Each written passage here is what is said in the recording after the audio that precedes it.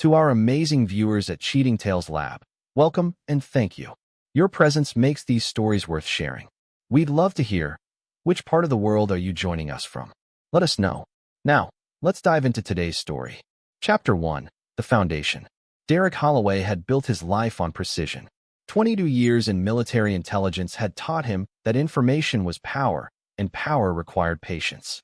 At 45, his steel-gray eyes missed nothing. His mind cataloged everything, and his emotions remained locked behind a facade that had fooled enemies and allies alike. He'd met Brenna Walsh at a charity gala in Denver 8 years ago. She was 32 then, a stunning blonde with emerald eyes and a laugh that could light up a room. She worked in real estate, specializing in luxury properties, and had an infectious energy that drew people to her like moths to flame. Derek, recently retired from the military and establishing his private security consulting firm, found himself captivated by her warmth and apparent authenticity. Their courtship was a whirlwind. Brenna seemed genuinely interested in his work, his past, his dreams. She never pushed about the classified details of his military service, respecting the boundaries that had cost him previous relationships. Within 18 months, they were married in an elaborate ceremony that Brenna had orchestrated with military precision that would have impressed Derek's former commanding officers. The early years were good. Derek's business flourished as corporate clients sought his expertise in threat assessment and security protocols. Brenna's real estate career soared, her natural charisma and Derek's connections opening doors to high-end clientele. They bought a sprawling house in Cherry Hills Village, complete with a home office that Derek had discreetly equipped with surveillance equipment, old habits from his intelligence days. Brenna had 2 children from her previous marriage, Madison, now 16, and Cole, 14. Derek had embraced his role as stepfather with the same dedication he brought to everything else. He attended their games, helped with homework, and provided the stability their biological father had never offered. The kids called him dad within a year, and Derek felt something he'd never experienced in all his years of service, a sense of home. But Derek's training had taught him that people always revealed their true nature eventually. The signs were subtle at first. Unexplained absences, hushed phone calls, a newfound interest in yoga classes that seemed to run unusually long. Most husbands might have dismissed these as the natural evolution of a marriage, but Derek wasn't most husbands. 6 months ago, he'd begun noticing patterns. Brenna's schedule became increasingly erratic. Her real estate deals, once regular and transparent, became vague, potential clients that required evening meetings. She'd developed new interests, art galleries, wine tastings, weekend getaways with her sister that Derek was always too busy to join. Derek's security background had made him naturally cautious about digital privacy, but Brenna had always been careless with technology. Her laptop, iPad, and phone were connected to their home network, and Derek's equipment logged everything. He didn't actively monitor her communications until 3 months ago when a business trip to Seattle had been canceled last minute.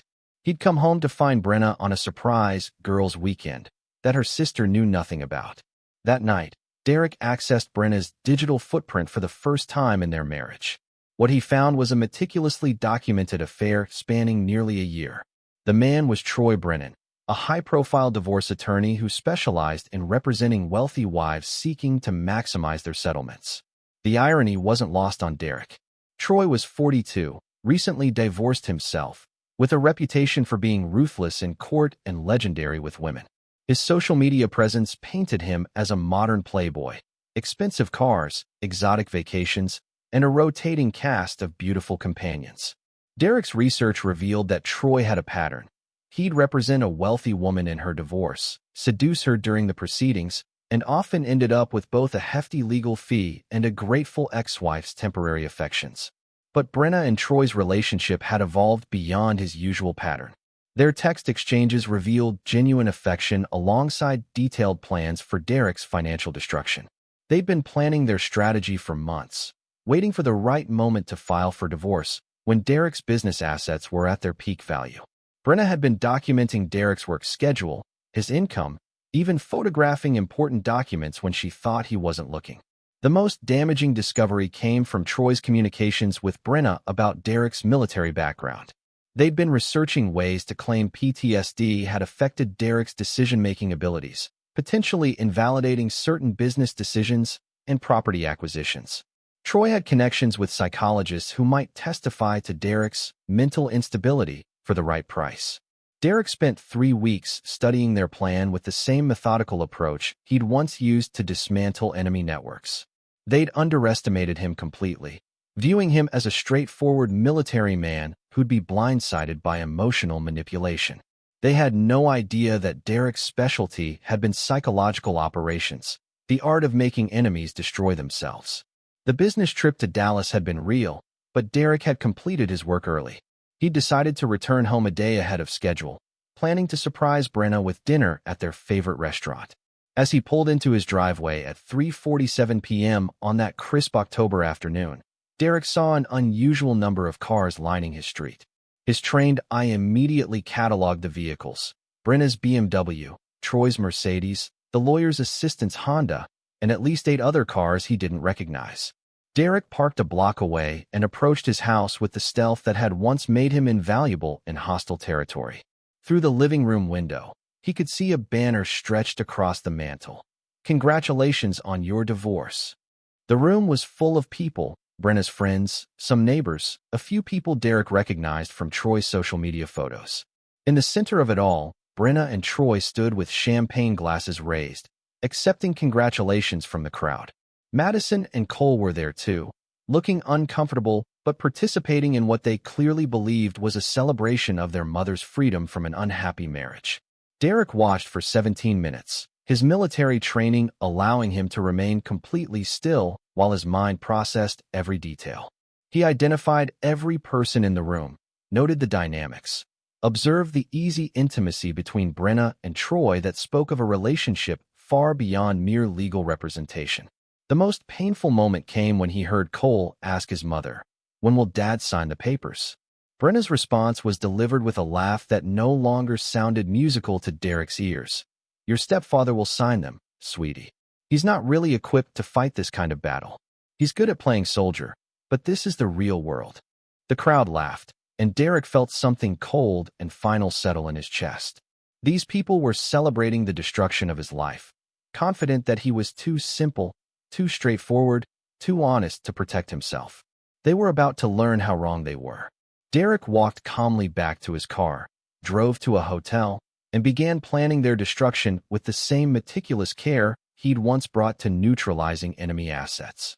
By the time he was finished, the celebration party would seem like a cruel joke compared to what was coming. The war had begun, and Derek Holloway always won his wars. Chapter 2: The Ghost in the Machine. Derek checked into the downtown Denver Marriott under one of his backup identities, a habit from his intelligence days that Brenna had never known about. The sterile hotel room became his operational headquarters as he began implementing a strategy that would make his enemy's celebration seem premature. The first step was information warfare. Derek's security business maintained subscriptions to multiple investigative databases, and his military contacts provided access to resources that civilian investigators could never touch. By midnight, he had comprehensive dossiers on everyone who had attended the party. Troy Brennan's file was particularly illuminating. The successful divorce attorney had built his reputation on winning impossible cases, but his methods often skirted ethical boundaries. Derek discovered 3 formal complaints filed with the Colorado Bar Association, all dismissed due to lack of evidence. More interesting were the whispered allegations among Denver's legal community about Troy's tendency to develop personal relationships with vulnerable clients. The real revelation came from Derek's contact at the IRS. Troy's financial profile showed income patterns that didn't match his declared earnings. Large cash deposits appeared regularly in accounts tied to a consulting firm that existed only on paper. Derek's forensic accounting background, another skill from his military intelligence training, revealed that Troy was likely receiving payments from undisclosed sources. Derek's phone buzzed at 2:47 a.m. with a text from Brenna: "Flight delayed. Won't be home until tomorrow evening. Miss you." The lie was perfectly crafted, complete with a photo of an airport departure board that Derek's reverse image search revealed was taken 3 weeks ago. Derek used his access to the home security system to confirm that Brenna and Troy were spending the night in Derek's own house. The cameras showed them moving through the rooms with casual familiarity, Troy examining Derek's study with particular interest. Derek watched them rifle through his desk, photograph documents, and even check his gun safe, a violation that sealed Troy's fate in Derek's mind. The next morning, Derek began phase 2 of his operation. He drove to his office and activated protocols he'd established but never used. His security firm maintained relationships with private investigators across the country, many of them former military or law enforcement with flexible ethical standards when properly motivated. Within hours, Derek had teams monitoring both Brenna and Troy's activities, finances, and communications. But surveillance was only the beginning. Derek's real strength had always been psychological manipulation, understanding people's weaknesses and turning them against themselves. Derek's research into Troy's background revealed a pattern of relationships with wealthy, emotionally vulnerable women. But it also showed something else. Troy was deeply in debt despite his apparent success. The expensive cars were leased, the luxury condo was mortgaged beyond its value, and Troy's lifestyle required a constant stream of new clients and supplemental income. More importantly, Derek discovered that Troy's ex-wife, Patricia, lived in Aspen with a substantial settlement that included documentation of Troy's infidelity during their marriage. Derek's investigator made contact with Patricia, who proved surprisingly willing to discuss her ex-husband's predatory relationship patterns when she learned about Brenna. Meanwhile, Derek's monitoring of Brenna revealed that she'd been more deceptive than even he had imagined. The real estate deals she'd claimed were actually assignments from Troy, helping him identify wealthy women going through divorces who might become potential clients and conquest targets. Brenna had essentially been working as Troy's scout, identifying vulnerable women at country clubs and social events. Derek also discovered that Madison and Cole had been actively coached to provide testimony about Derek's controlling behavior and anger issues. Brenna had been recording conversations with the children, editing them to create evidence of Derek's alleged instability. The betrayal by his stepchildren, who he'd loved as his own, added a personal dimension to Derek's growing rage. On his third day at the hotel, Derek received a call from his business partner, Colonel Robert Hayes, retired Army intelligence. Hayes had been conducting his own investigation into the party's guest list and had disturbing news. Derek, you need to know that 3 of the people at that party work for competing security firms. They weren't there to celebrate Brenna's divorce. They were there to gather intelligence on your client list and business operations. The implication was staggering. Troy hadn't just been planning to take Derek's money in the divorce. He'd been planning to destroy Derek's business by selling client information to competitors. Several of Derek's clients were high-profile individuals whose security arrangements were worth millions. Exposing their vulnerabilities could cost Derek everything he'd built. Derek's investigation revealed that Troy had connections to a private investigation firm that specialized in corporate espionage. The firm, Sentinel Strategic Solutions, had been hired by Derek's competitors to identify weaknesses in his business model. Troy's relationship with Brenna had provided the perfect inside access. The scope of the betrayal was breathtaking. Brenna hadn't just been cheating, she'd been actively working to destroy Derek's livelihood. The divorce was merely the final step in a comprehensive plan to transfer Derek's wealth and business assets to Troy and his associates. Derek spent the 4th day creating false evidence that would lead Troy and Brenna into a trap of their own making. Using his knowledge of their psychology and weaknesses, he began planting information that would convince them to accelerate their timeline and make crucial mistakes. First, Derek created fictional communications suggesting that one of his major clients was about to sign a contract worth several $1 million. He ensured that Brenna would discover this information, knowing she would share it with Troy. The prospect of timing the divorce to coincide with Derek's largest payday would be irresistible. Second, Derek began displaying signs of stress and distraction, creating the impression that he was overwhelmed by business pressures and unaware of the impending divorce. He made strategic comments to mutual friends about feeling stretched thin and considering stepping back from the business.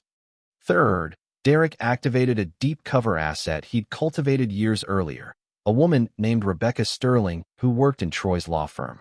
Rebecca had provided Derek with occasional information about corporate clients' security needs, but she also had access to Troy's case files and calendar. Derek revealed just enough about Troy's plan to ensure Rebecca's cooperation in gathering more detailed intelligence. By the end of the week, Derek had a complete picture of Troy and Brenna's strategy, their timeline, and their vulnerabilities. More importantly, he'd identified the psychological pressure points that would allow him to turn their conspiracy against them. The final piece of Derek's preparation involved his children.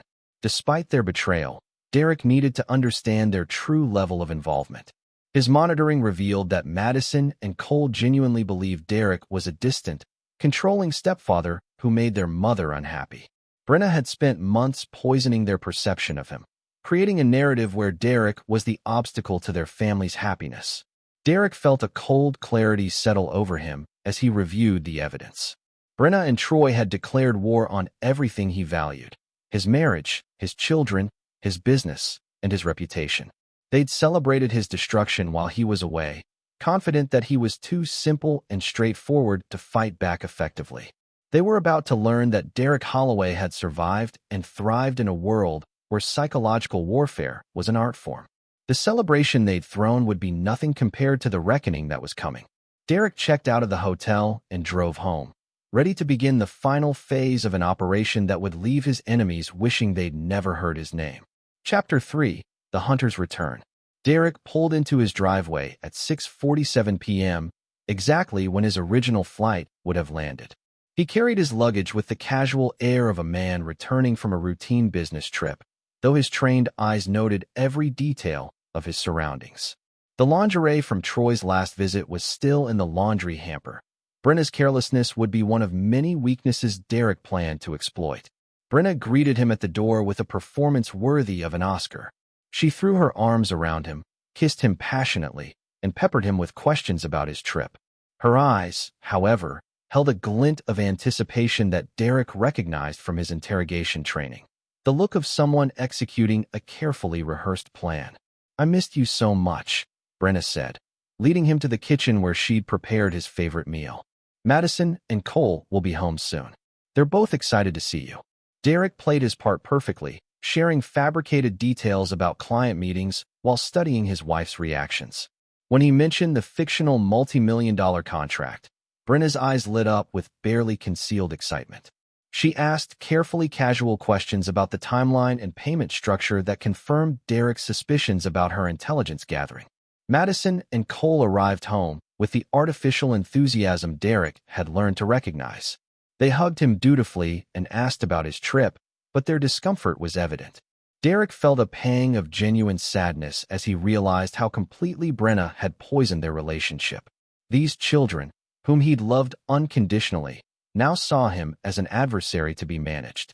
Over dinner, Derek casually mentioned feeling overwhelmed by the business demands and hinted at considering bringing in partners to share the workload. Brenna's interest was immediate and intense, though she tried to hide it behind wifely concern. "Maybe it's time to slow down," she suggested. "We have enough money. You could sell the business and we could travel, spend more time together."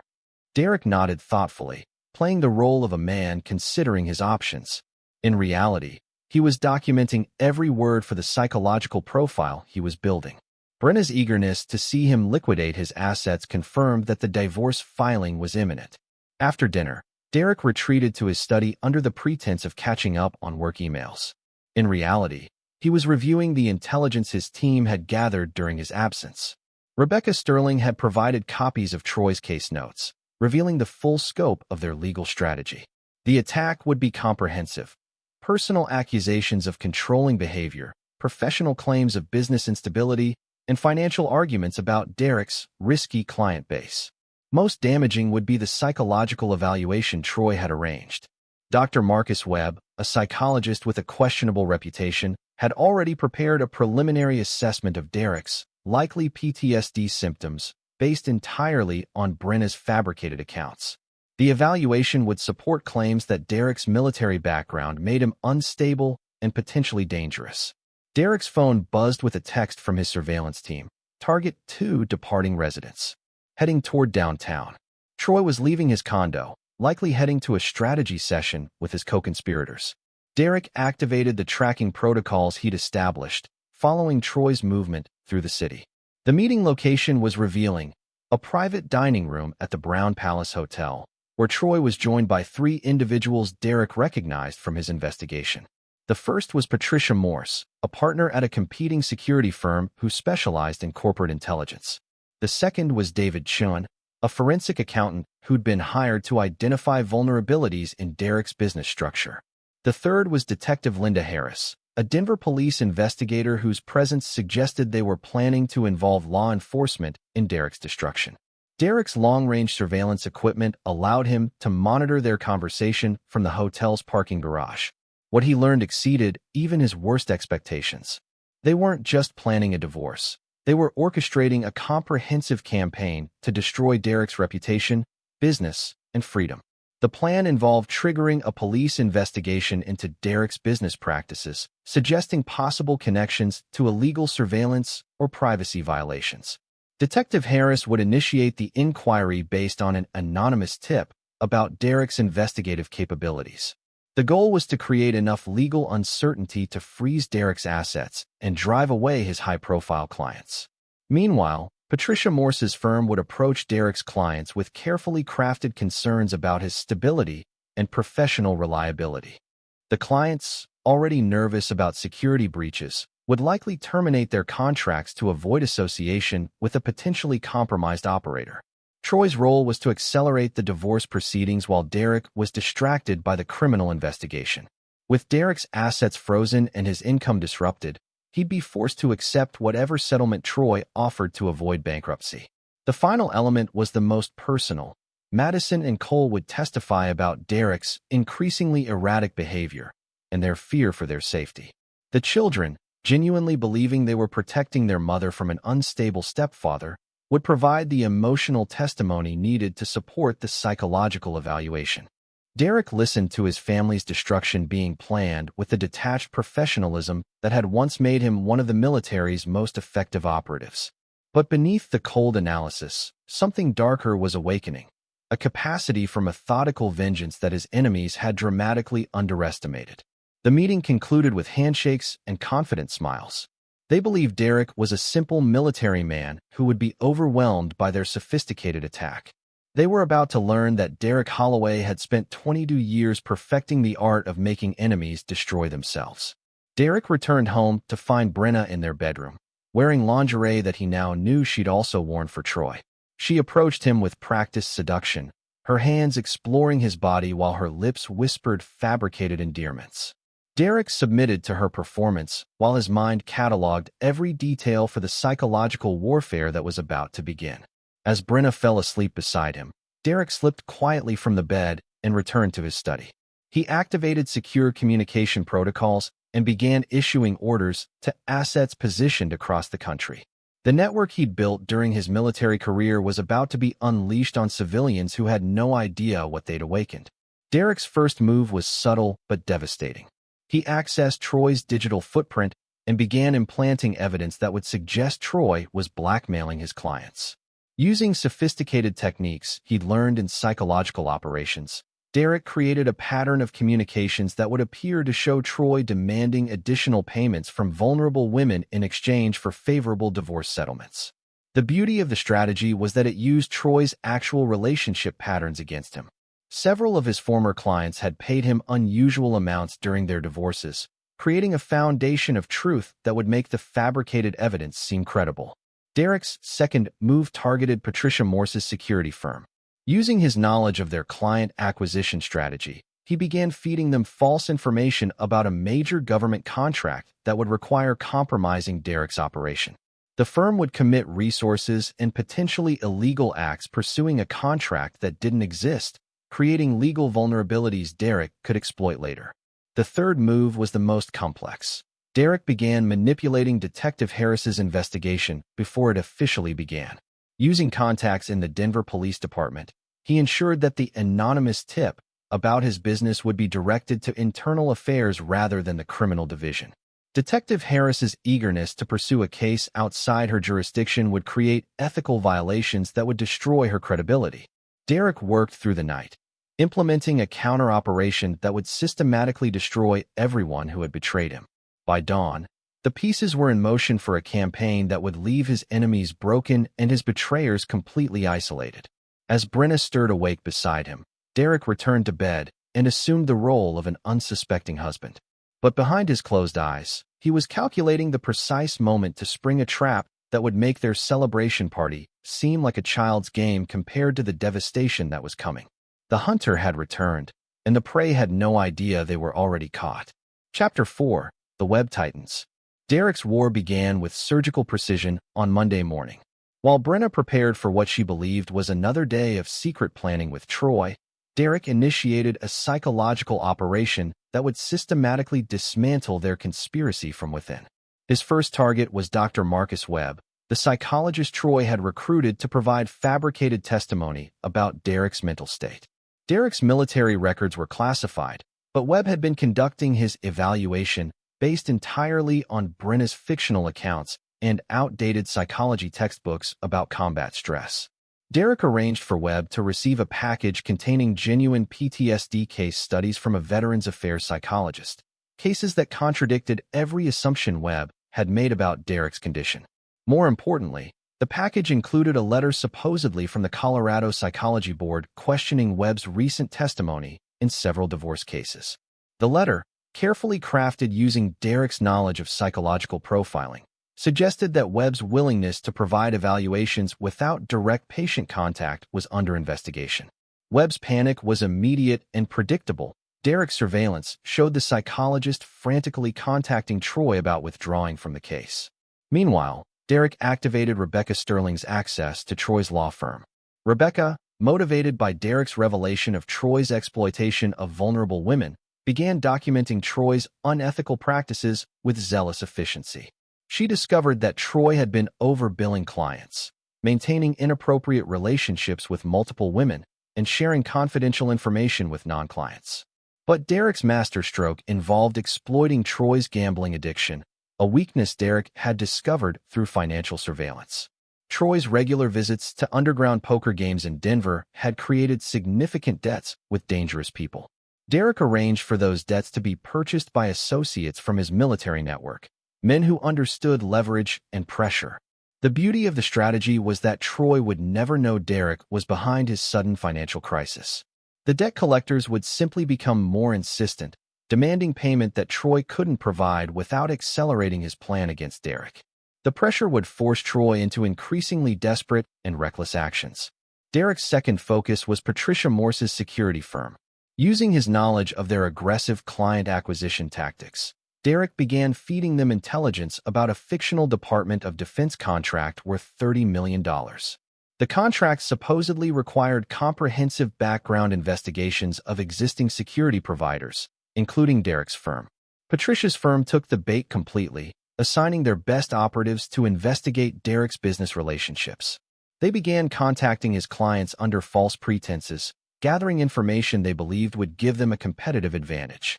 In reality, they were documenting their own illegal surveillance activities while Derek's monitoring systems recorded everything.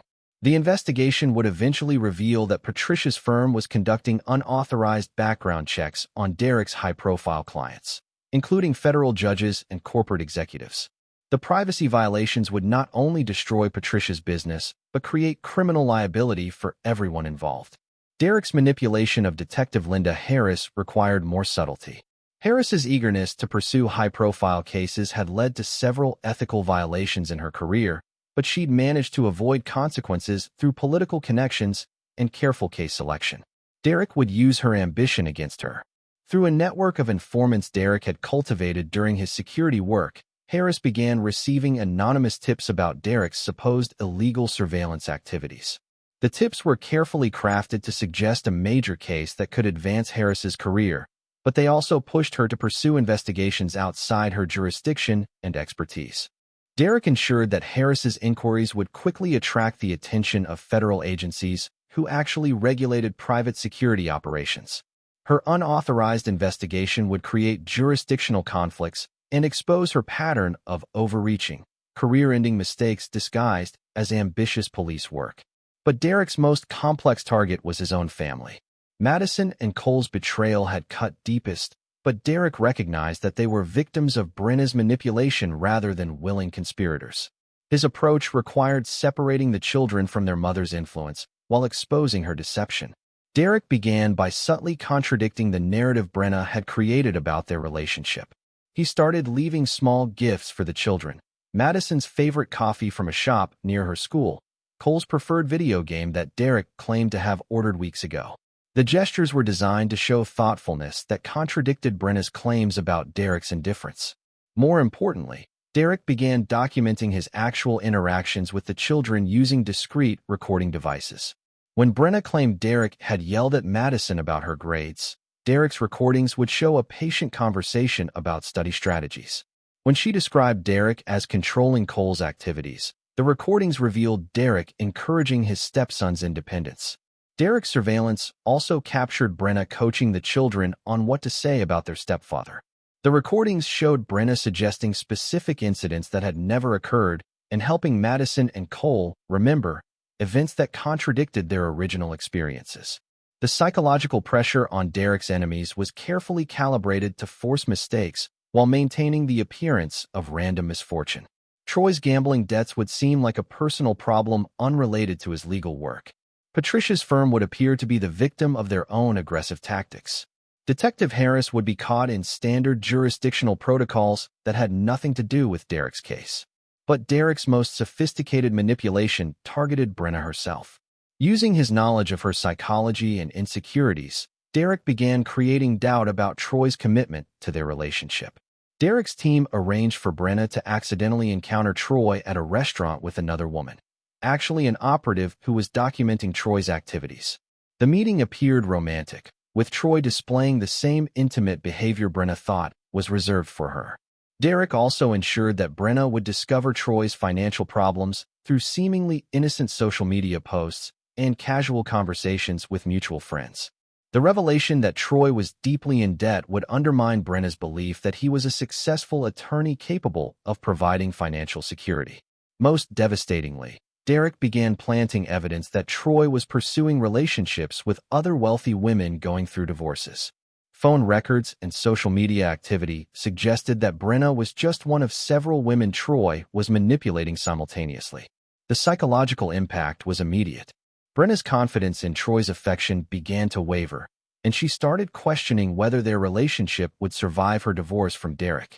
The doubt created stress that affected her performance in both her affair and her marriage, making her increasingly careless about covering her tracks.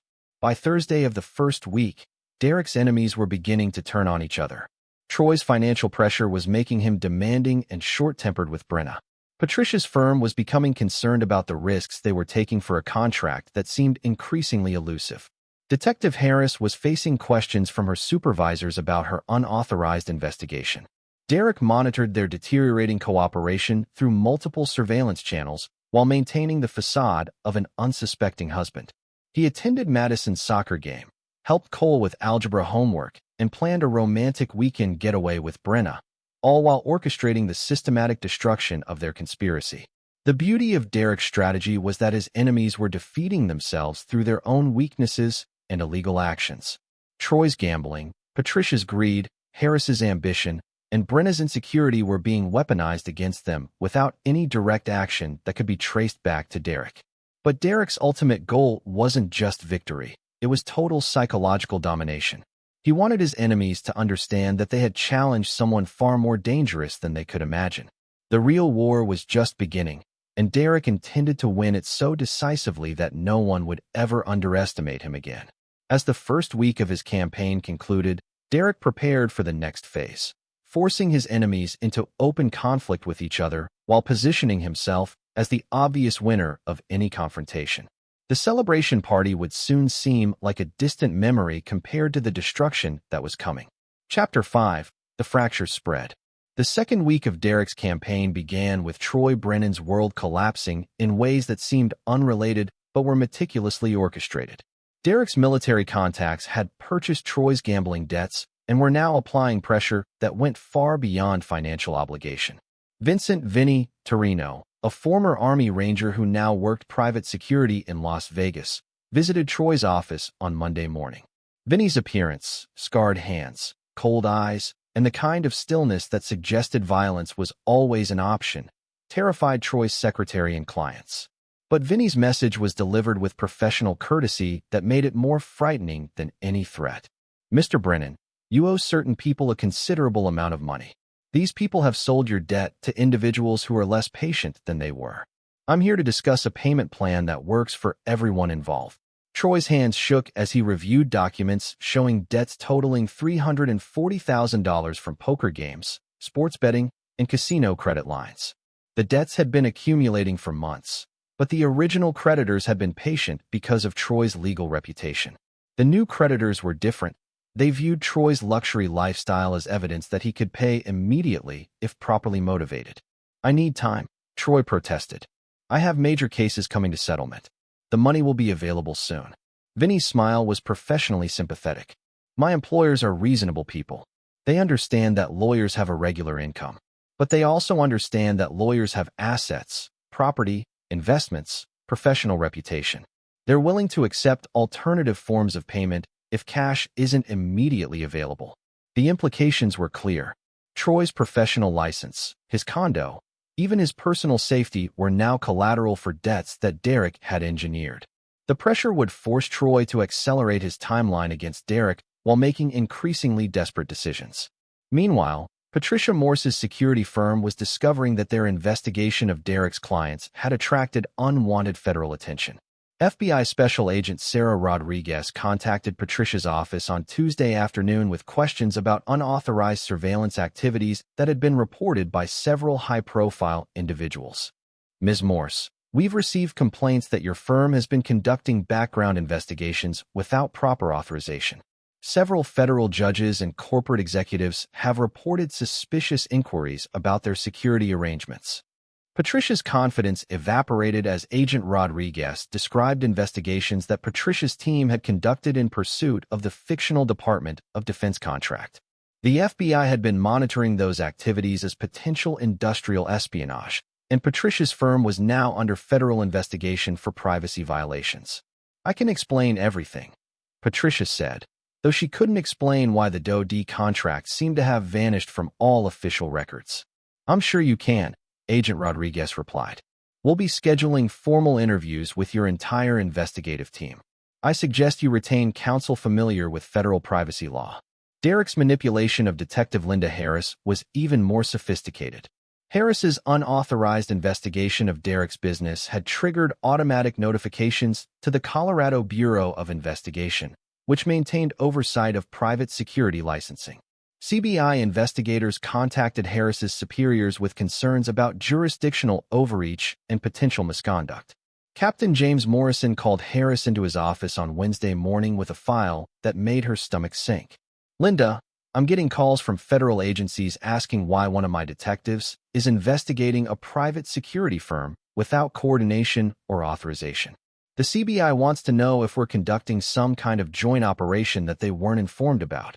Harris tried to explain her anonymous tips and suspicions about Derek's activities, but her explanations only made her situation worse. The captain noted that Harris had been pursuing investigations outside her expertise and jurisdiction, using police resources for unauthorized intelligence gathering. "You're suspended pending internal investigation," Morrison announced. "Turn in your badge and weapon. This could result in criminal charges if it turns out you've been conducting unauthorized surveillance." But Derek's most devastating attack targeted the relationship between Brenna and Troy.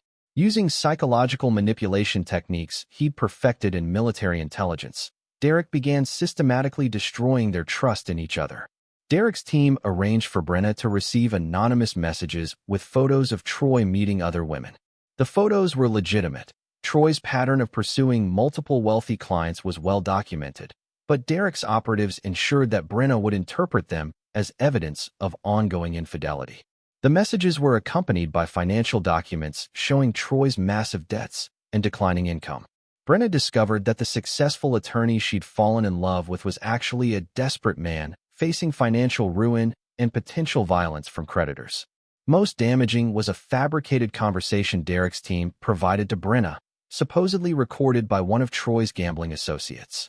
In the recording, created using voice synthesis technology Derek had access to through military contacts, Troy discussed his relationship with Brenna in crude terms that suggested she was merely a means to financial recovery. "The bitch thinks I'm in love with her," the fake Troy said. "But once I get her old man's money, she'll be just another divorce client." These desperate housewives are all the same. They need someone to tell them they're special while they destroy their own families. Brenna's reaction was immediate and predictable. She confronted Troy during what she thought was a private meeting at his condo, but Derek's surveillance captured every word of their argument. "You bastard," Brenna screamed. "You're just using me like all the others. Everything you said about loving me was a lie." Troy's denials were desperate and unconvincing, especially when Brenna confronted him with evidence of his financial problems and the photos of him with other women. His explanation, that the debts were temporary and the women were clients, only confirmed Brenna's suspicions that she was being manipulated. "I thought you were different," Brenna said, her voice breaking. "I destroyed my marriage for you, and you're just another lying predator." Troy's response revealed his true character. "Your marriage was already destroyed, Brenna. You came to me because you were unhappy and wanted out. Don't blame me for giving you what you asked for." The argument escalated until Brenna stormed out, their conspiracy fractured by mutual distrust and recrimination. Derek's surveillance showed both of them spending the rest of the week trying to salvage their individual positions while abandoning their joint strategy. Troy's desperation led him to make the exact mistake Derek had anticipated. Facing pressure from creditors and loss of Brenna's cooperation, Troy decided to accelerate the divorce filing and pursue Derek's assets independently. But without Brenna's inside information and cooperation, Troy's legal strategy became transparent and predictable. Troy filed for emergency orders claiming Derek posed an immediate threat to Brenna and the children. The filing was rushed and poorly documented, based on fabricated evidence that Derek's monitoring had captured in advance. Derek's legal team, the same high-powered firm that Troy had hoped to outmaneuver, was ready with comprehensive counterarguments that made Troy look incompetent. Meanwhile, Brenna's confusion and emotional turmoil led her to seek support from people Derek had strategically positioned. Dr. Amanda Chun, a therapist who specialized in marriage counseling, had been recommended to Brenna by a friend who was actually one of Derek's assets. Dr. Chin's sessions with Brenna were designed to help her recognize the manipulation she'd experienced while gradually revealing the extent of her betrayal of Derek. The therapy created genuine guilt and confusion that undermined Brenna's ability to maintain her deception. By Friday of the second week, Derek's enemies were in full retreat. Troy was facing financial ruin, federal investigation, and the collapse of his legal case. Patricia's firm was under criminal investigation and had lost several major clients. Detective Harris was suspended and facing potential criminal charges. Brenna was emotionally devastated and beginning to question everything she believed about her relationship with both Troy and Derek. But Derek wasn't finished. He'd dismantled their conspiracy and turned them against each other, but his ultimate goal was complete psychological domination. He wanted them to understand that they had challenged someone who operated on a level they couldn't comprehend. As Derek reviewed the week's intelligence reports, he felt the cold satisfaction of a predator who had successfully isolated his prey. The real destruction was about to begin, and Derek intended to ensure that his enemies would never recover from the mistakes they'd made. The celebration party had marked the beginning of their downfall. Now Derek was ready to show them what real power looked like when applied with military precision and unlimited resources. Chapter 6: The Reckoning Begins. Week 3 of Derek's campaign opened with Troy Brennan's professional life imploding in spectacular fashion. The combination of gambling debts, federal investigation, and his disastrous legal filing against Derek had created a perfect storm that would destroy everything Troy had built. The Colorado Bar Association received a formal complaint about Troy's conduct, filed by Rebecca Sterling with Derek's careful guidance. The complaint documented Troy's pattern of exploiting vulnerable clients, maintaining inappropriate relationships during legal representation, and sharing confidential information with unauthorized individuals. Rebecca had spent weeks gathering evidence that painted a picture of systematic ethical violations. But the real devastation came from Troy's own desperation. Facing immediate pressure from Derek's military associates who had purchased his gambling debts, Troy made a decision that would end his legal career. He attempted to steal money from his client trust fund. Derek's surveillance captured Troy accessing the account at 11:47 p.m. on Monday night, transferring $200,000 intended for client settlements to his personal account. The theft was immediately flagged by banking security protocols that Derek had ensured would be monitoring Troy's activities. "Mr. Brennan," said Detective Robert Chun, no relation to Dr. Amanda Chun, when he arrived at Troy's office Tuesday morning, "you're under arrest for theft of client funds and misappropriation of attorney trust accounts." Troy's arrest was captured by news media that Derek's contacts had alerted about the prominent attorney's downfall.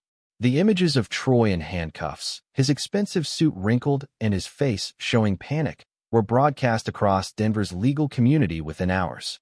Patricia Morse's security firm faced an even more comprehensive destruction. The FBI investigation into their unauthorized surveillance had expanded to include charges of wire fraud, privacy violations, and conspiracy to commit industrial espionage. Agent Rodriguez's team had discovered that Patricia's firm had been selling confidential information about their surveillance targets to competitors and foreign intelligence operatives. Derek's fictional Department of Defense contract had led Patricia's team to document their own illegal activities so thoroughly that prosecutors would have overwhelming evidence for multiple felony charges. The firm that had planned to destroy Derek's business through illegal surveillance was now facing federal prison sentences for crimes Derek had manipulated them into committing. "We've identified systematic violations of federal privacy law," Agent Rodriguez told reporters outside Patricia's office as FBI agents carried out boxes of evidence. "This organization appears to have been operating as a criminal enterprise rather than a legitimate security firm." Detective Linda Harris's situation was equally catastrophic.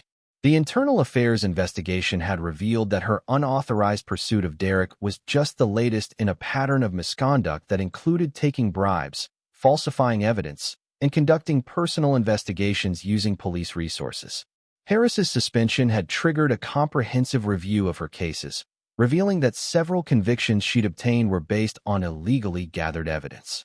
The district attorney's office was facing the prospect of multiple overturned convictions and civil rights lawsuits stemming from Harris's violations.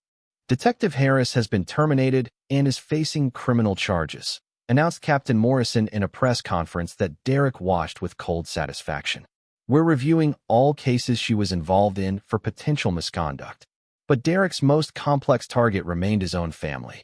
Brenna's therapy sessions with Dr. Amanda Chun had created genuine psychological turmoil as she began to recognize the extent of her betrayal and manipulation. "I don't understand how I became this person," Brenna confessed during a session that Derek's surveillance equipment recorded. "I convinced myself that Derek was the problem, but I think I was just looking for excuses to justify what I wanted to do." Dr. Chun guided Brenna through a process of recognizing the psychological manipulation she'd experienced while also confronting her own choices. The therapy was legitimate. Derek wanted Brenna to genuinely understand her betrayal rather than simply being punished for it. "You allowed Troy to convince you that your marriage was worse than it was," Dr. Chin observed. "But you also made choices to deceive your husband and involve your children in that deception. Understanding why you made those choices is the first step toward making better ones." Brenna's growing awareness of her situation created genuine remorse that manifested in her behavior toward Derek. She began trying to reconnect with her husband, expressing affection and interest that seemed authentic because it was, though Derek knew it was motivated by guilt rather than love. Derek's manipulation of Madison and Cole was even more sophisticated. He'd begun revealing his evidence of their mother's coaching gradually, allowing them to recognize the manipulation they'd experienced without directly attacking Brenna.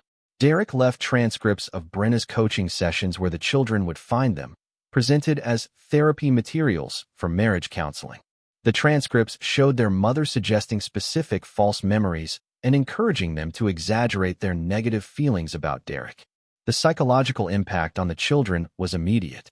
Madison, now 17 and more capable of understanding adult deception, was devastated to realize how her mother had manipulated her perceptions of Derek.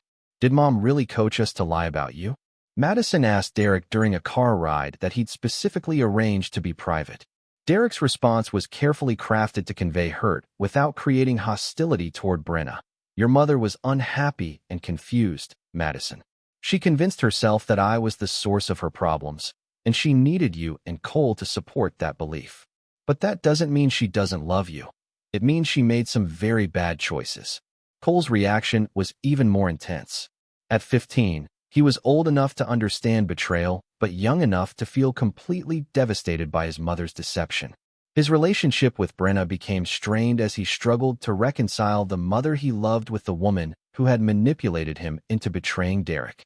Derek's recordings of his actual interactions with the children, patient, supportive, and encouraging, contrasted sharply with the angry, controlling stepfather Brenna had described.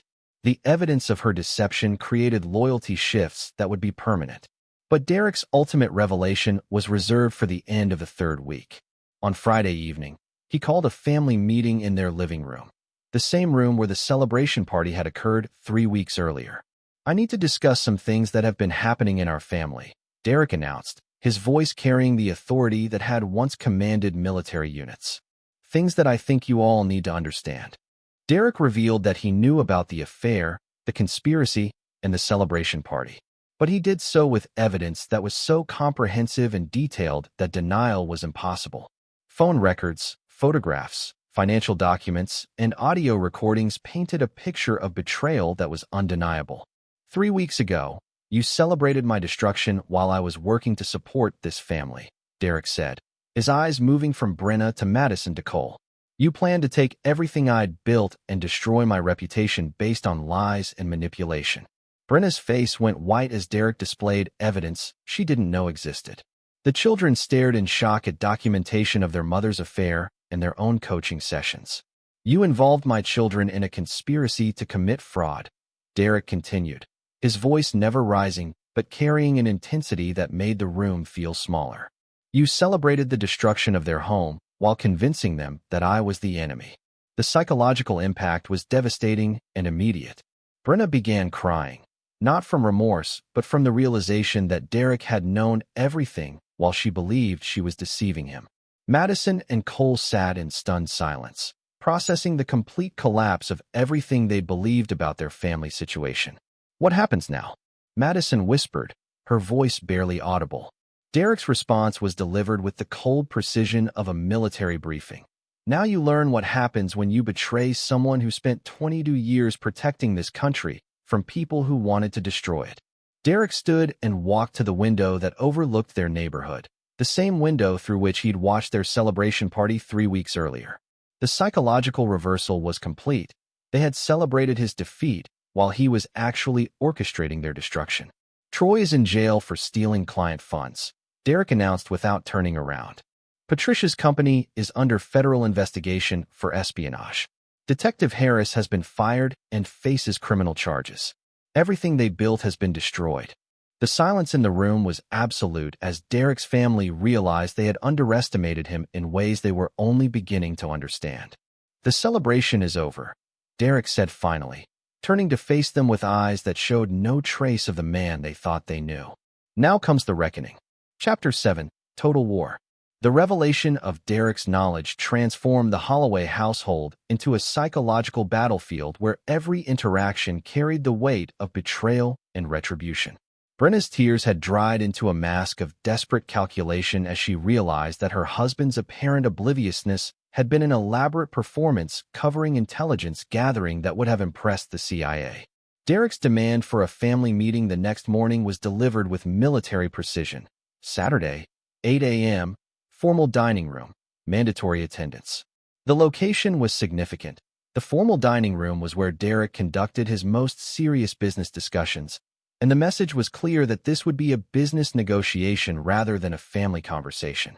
Brenna arrived first, having spent the night alternating between panic and planning. She tried to contact Troy, only to discover that his phone had been disconnected and his law office was closed pending the criminal investigation. Patricia Morse wasn't answering her calls, and Detective Harris was facing her own legal crisis. The conspiracy that had seemed so powerful 3 weeks ago had completely collapsed, leaving Brenna isolated and exposed. Madison and Cole entered together, their faces showing the emotional devastation of discovering their mother's manipulation. The children had spent hours the previous night reviewing the evidence Derek had presented, trying to reconcile the mother they loved with the woman who had systematically deceived them. Derek entered at exactly 8 a.m., carrying a leather portfolio that contained documents that would determine their family's future. His appearance was immaculate, pressed khakis, button-down shirt, and the kind of precise grooming that suggested complete control over every detail of his environment. "This meeting will proceed according to specific rules," Derek announced, taking his position at the head of the table. "Brenna, you will answer questions truthfully and completely. Madison and Cole, you will listen and learn. No one will leave this room until we've addressed every aspect of the betrayal that has infected this family." Derek opened the portfolio and spread documents across the table with the systematic precision of a prosecutor presenting evidence. Financial records showing Troy's gambling debts, surveillance photos documenting the affair, transcripts of coaching sessions where Brenna had manipulated the children's perceptions. But the most devastating evidence was personal. Recordings of private conversations where Brenna had mocked Derek's military service, dismissed his business acumen, and described him as too simple to understand what's really happening. "Brenna," Derek said, his voice carrying the authority of a commanding officer, "explain to Madison and Cole why you told Troy that their stepfather was playing soldier while you conducted real-world business." Brenna's attempt to explain her words only made her situation worse. Every justification revealed additional layers of deception and contempt that contradicted her claims of loving Derek or wanting what was best for the family. "I was angry," Brenna stammered. "I said things I didn't mean. The affair made me confused about everything." Derek's response was clinical and devastating. "You weren't confused, Brenna. You were executing a plan. Show them the timeline." Derek displayed a comprehensive timeline of Brenna's activities, showing that her affair with Troy had coincided with systematic intelligence gathering about Derek's business, financial planning for a divorce that would maximize her settlement, and psychological manipulation of the children that began months before the relationship became sexual. "This wasn't confusion," Derek explained to Madison and Cole. "This was a campaign designed to destroy your family for financial gain. Your mother spent 6 months preparing to betray everything we'd built together." The children's reactions revealed Derek's success in separating them from their mother's influence. Madison's questions were sharp and analytical, demanding explanations that Brenna couldn't provide.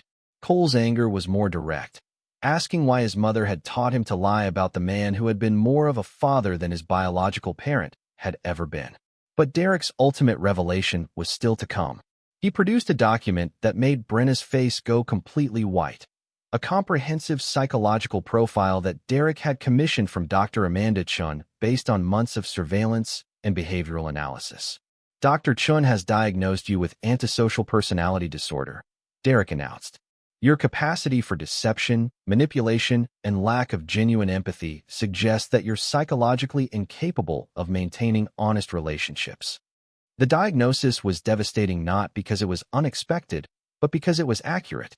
Dr. Chin's analysis described Brenna's pattern of using emotional manipulation to exploit the people who loved her, her inability to accept responsibility for her actions, and her tendency to view relationships as strategic opportunities rather than genuine emotional connections. "This means," Derek continued, "that you cannot be trusted with the emotional welfare of children. Madison and Cole deserve to understand that their mother's behavior reflects a psychological condition rather than normal relationship problems." Derek's military background had taught him that psychological warfare was most effective when it revealed truth rather than creating fiction. Brenna's disorder explained her ability to maintain elaborate deceptions while appearing genuinely loving and concerned. The meeting continued for 3 hours as Derek systematically dismantled every excuse, justification, and attempt at emotional manipulation that Brenna offered. His questions were precise and relentless, designed to force honesty about actions that Brenna had never expected to defend. By 11 a.m., the family dynamics had completely shifted. Madison and Cole were asking Derek about legal procedures for changing custody arrangements. Brenna was isolated at the opposite end of the table, facing the reality that her psychological manipulation had been documented and analyzed by professionals. Derek's final announcement was delivered with the calm authority of someone who held complete control over the situation. "Brenna, you have 24 hours to vacate this house. You will take your personal belongings and nothing else. Any attempt to contact the children, influence their decisions, or interfere with this family will result in criminal charges for fraud, conspiracy, and child endangerment." Derek produced restraining order paperwork that had already been prepared and needed only Brenna's signature to avoid immediate arrest. The children have legal options regarding custody, Derek continued. They're old enough to make informed decisions about which parent can provide a stable, honest environment. I trust they'll make the right choice. Madison and Cole's response was immediate and unanimous. They wanted to remain with Derek and limit contact with their mother until she received psychological treatment for her behavioral disorders. Brenna's final attempt at emotional manipulation, tears, apologies, and promises to change, fell flat against the weight of documented evidence and professional psychological analysis. Her children now understood that her emotions were performed rather than genuine, tools of manipulation rather than expressions of authentic feeling. 24 hours, Derek repeated, closing the portfolio with the finality of a military operation reaching its conclusion. Security cameras will monitor your packing to ensure nothing unauthorized leaves this house. Derek stood and left the room, followed by Madison and Cole, who were eager to discuss their legal options and future living arrangements. Brenna remained at the table, staring at evidence of her own psychological disorders and facing the complete collapse of everything she had tried to accomplish. The celebration party 3 weeks ago had marked the beginning of Brenna's campaign against Derek. The family meeting had marked the end of her relationship with the children she had tried to use as weapons against the man who had loved them unconditionally. Derek's war was entering its final phase, and his enemies were discovering that challenging a man trained in psychological operations had consequences they could never have imagined. Chapter 8. The Final Moves. Derek's systematic destruction of his enemies reached its climax during the 4th week of his campaign, as the legal and financial consequences of their actions created a cascade of failures that exceeded even his strategic projections. The morning after Brenna's ultimatum, Derek received intelligence reports that confirmed his enemies were facing complete personal and professional destruction. Troy Brennan's arrest for theft of client funds had triggered a comprehensive investigation that revealed the scope of his criminal activities. FBI financial analysts discovered that Troy had been systematically stealing from client trust accounts for over 2 years, using the money to cover gambling debts and maintain his expensive lifestyle. The total theft exceeded $1.2 million, making him eligible for federal charges that carried mandatory minimum sentences. But Derek's manipulation had ensured that Troy's downfall would be even more complete. Vincent Torino, Derek's military associate who had been pressuring Troy about gambling debts, visited Troy in jail with an offer that demonstrated Derek's psychological sophistication. "Troy, my employers are willing to forgive your gambling debts in exchange for information about other attorneys who might have similar financial problems," Vinny explained. "We're expanding our collection business and need intelligence about potential clients." Troy's acceptance of the deal, desperate to avoid violence from his creditors, created legal complications that would destroy any chance of defending against the criminal charges. By agreeing to inform on his legal colleagues, Troy had violated attorney-client privilege and professional ethics in ways that would result in permanent disbarment even if he avoided prison. Derek's manipulation of Troy's psychology had achieved perfect results. Troy had chosen immediate physical safety over long-term legal protection, ensuring his complete professional destruction. Patricia Morse's security firm faced an even more comprehensive demolition. The FBI investigation had revealed that Patricia's team had been conducting unauthorized surveillance on federal judges, corporate executives, and government officials for foreign intelligence services. The case had evolved from privacy violations to national security crimes that would result in decades of federal prison sentences. Agent Rodriguez's press conference announcing the charges was broadcast nationally, making Patricia's name synonymous with corporate espionage and treason. The firm that had planned to destroy Derek's business through illegal surveillance was now the subject of congressional hearings about foreign intelligence penetration of American security companies. This organization was essentially operating as a front for foreign intelligence services, Agent Rodriguez announced. They exploited their legitimate security work to gather information about American government officials and corporate leaders. Derek's fictional Department of Defense contract had been so convincing that Patricia's team had committed genuine espionage crimes in pursuit of intelligence they believed would win them government business. The irony was devastating. Derek's psychological operation had tricked them into committing the exact crimes they had planned to falsely accuse him of. Detective Linda Harris's destruction was equally complete, but more personal. The internal affairs investigation had revealed that Harris had been taking bribes from private investigators and defense attorneys in exchange for favorable treatment of their cases. Her unauthorized pursuit of Derek was just the latest example of misconduct that had corrupted dozens of criminal investigations. The district attorney's office was facing a crisis as defense attorneys demanded reviews of every case Harris had been involved in. 3 murder convictions had already been overturned due to evidence that Harris had falsified reports and suppressed exculpatory evidence. Linda Harris represents everything that's wrong with police corruption, announced the district attorney during a press conference that Derek watched with satisfaction. Her actions have compromised the integrity of our entire criminal justice system. Harris's personal life was also collapsing under the weight of criminal charges and civil lawsuits. Her husband had filed for divorce. Her children were refusing contact, and her pension had been revoked due to the criminal convictions she was facing. Derek's manipulation of Harris's ambition had achieved perfect psychological results. She had destroyed her own career by pursuing a case that would have enhanced her reputation if Derek had actually been guilty of the crimes she was investigating. But Derek's most satisfying victory was the complete psychological destruction of Brenna's identity and future prospects. Dr. Amanda Chin's diagnosis of antisocial personality disorder had been shared with family court services, making it virtually impossible for Brenna to obtain custody or unsupervised visitation with Madison and Cole. More devastatingly, Derek's documentation of Brenna's affair and conspiracy had created grounds for criminal charges of fraud, conspiracy, and child endangerment.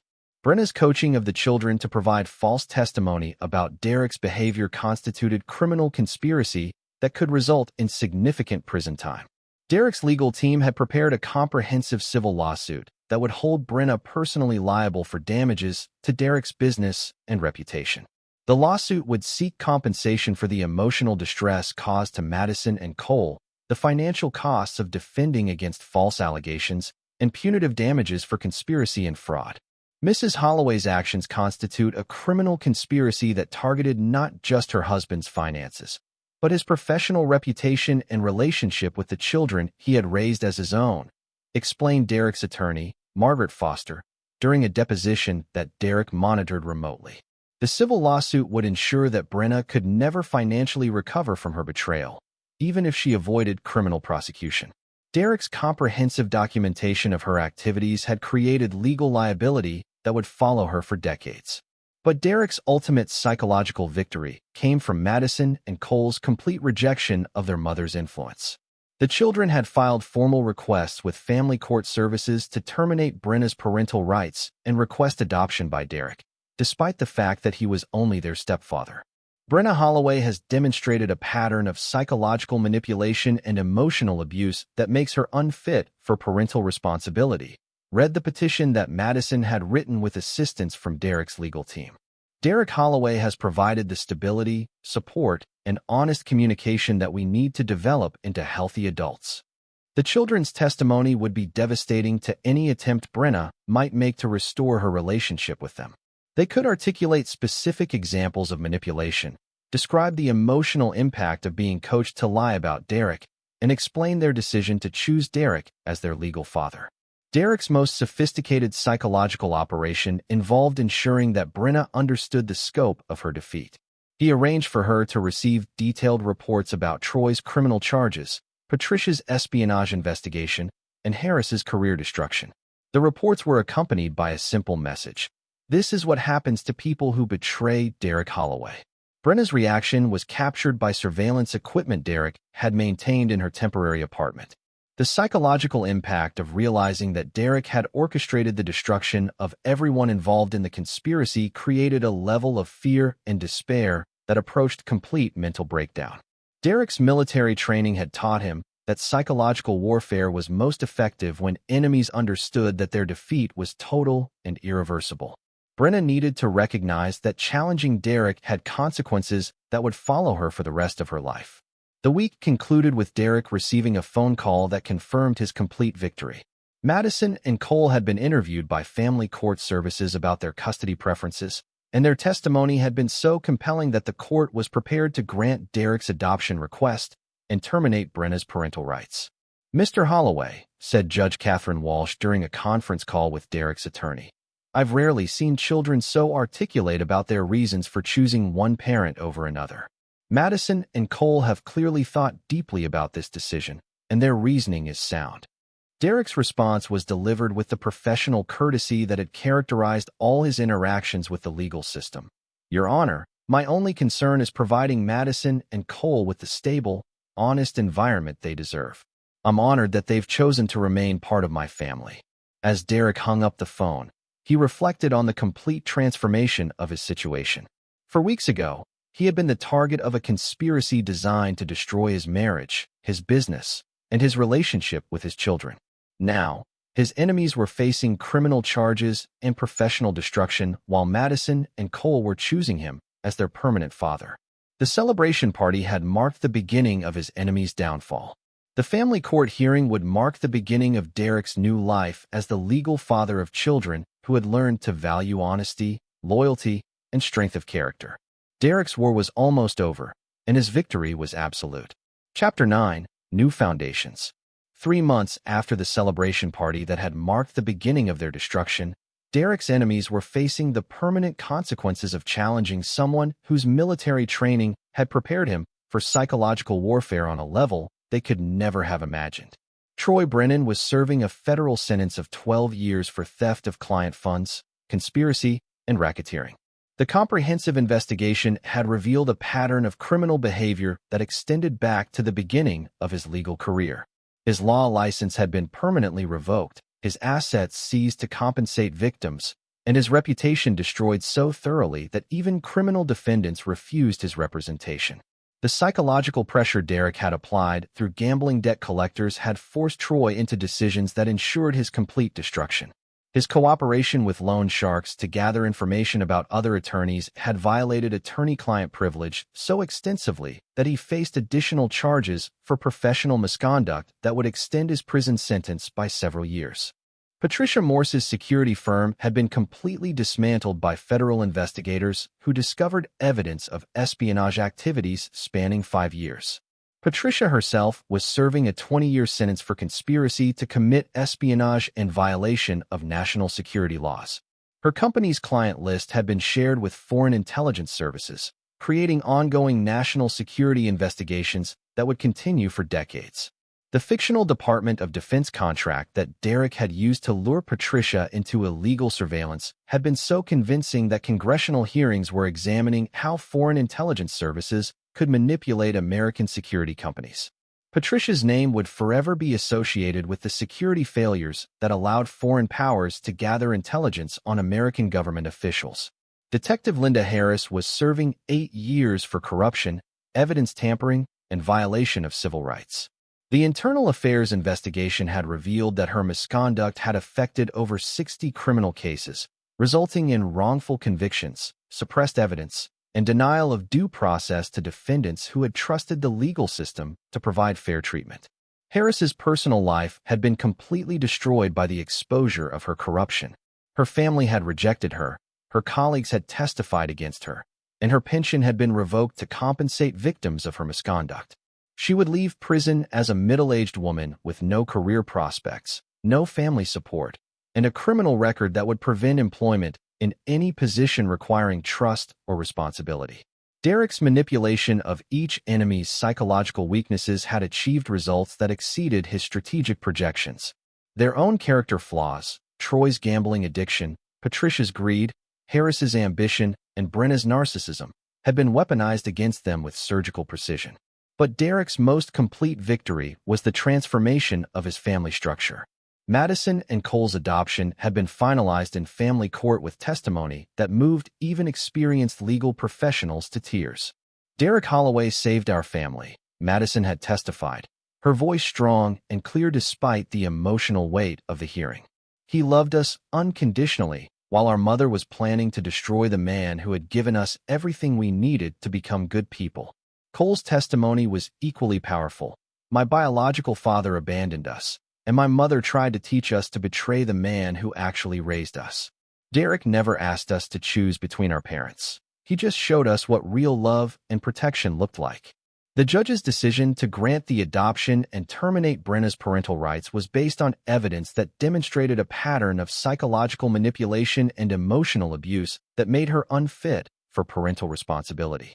In 30 years on the family court bench, Judge Walsh had announced, "I've rarely seen children so clear about their need to separate from a biological parent." Madison and Cole have articulated their reasoning with remarkable maturity and emotional intelligence. Derek's relationship with his newly adopted children had grown stronger through the shared experience of recognizing and overcoming manipulation. Madison was thriving in her senior year of high school, having gained confidence from understanding that her previous emotional confusion had been caused by external manipulation rather than personal weakness. Cole had embraced his role in their reformed family with enthusiasm that reflected his relief at escaping his mother's psychological control. His grades had improved dramatically once he was free from the stress of maintaining false narratives about Derek's behavior. Most importantly, both children had developed sophisticated understanding of psychological manipulation that would protect them from similar exploitation in future relationships. Derek's military training in recognizing and countering deception had become valuable life skills that he was passing on to the next generation. Derek's business had emerged from the conspiracy stronger than ever. The publicity surrounding his enemy's criminal convictions had enhanced his reputation as a security professional capable of protecting clients from sophisticated threats. Government agencies and corporate executives who had learned about Derek's successful defense against the conspiracy were eager to retain his services. The irony was perfect. The conspiracy designed to destroy Derek's business had actually demonstrated his capabilities so effectively that his client base had doubled. Companies facing industrial espionage, government officials concerned about foreign intelligence threats, and wealthy individuals worried about professional manipulation were all seeking Derek's expertise.